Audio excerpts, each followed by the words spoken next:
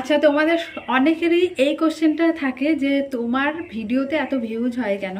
তো আজকে আমি বলতে সাহস পাচ্ছি এই কারণে, কারণ আমি একটু আগে মানে ভিডিও করছিলাম আর ভিডিও করে আপলোড দিচ্ছিলাম। তো তার মধ্যে একটা ভিডিও, তুমি এত পাগল হয়েছো কেন পাইয়া আমারে, বাড়াবাড়ি করো যদি, থাকবো না ঘরে, এরকম এই গানে একটা রিলস বানালাম, মানে শর্ট ভিডিও বানালাম। তো এই মানে কিছুক্ষণ আগে একটা কমেন্ট এলো, যে কমেন্টটা তোমাদের পড়ে শোনাচ্ছি, শোনো। যে হনুমান মুখ, তারপরে হাসি স্টিকার, সবাই তোমার রূপ নয়, তোমার ক্রিং দেখে তোমার এত ভিউজ হয়। তো ক্রিং বলতে বুঝতে পারলাম না, অ্যাক্টিংই হবে এরকম কিছু।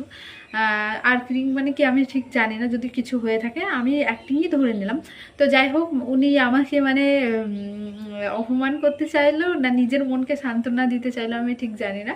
তবে এটাই কিন্তু সত্যি, আমি নিজেও জানি আমি অনেক দেখতে খারাপ, আমি একদমই দেখতে ভালো না।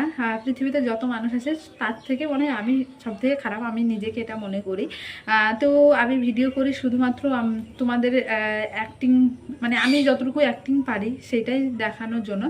তো তোমরা যে বলো না যে দিদি ভিডিওতে ভিউজ কী করে হবে, ভিউজ কী করে হবে, তো এই কমেন্টটা মানে পেলাম, তারপরে সাহসটা পেলাম। আমি অনেকদিন থেকে ভাবছিলাম যে তোমাদেরকে বলবো যে ভিডিওতে কিভাবে ভিউজ আনবে।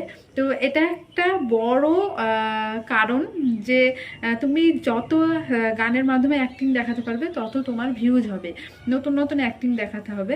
তো চলো, এরকম কমেন্ট আসতেই থাকে, তোমাদের রিপ্লাই দেওয়া হয় না।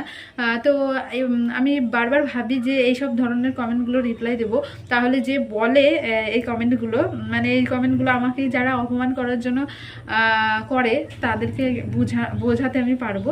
তো চলো, টাটা।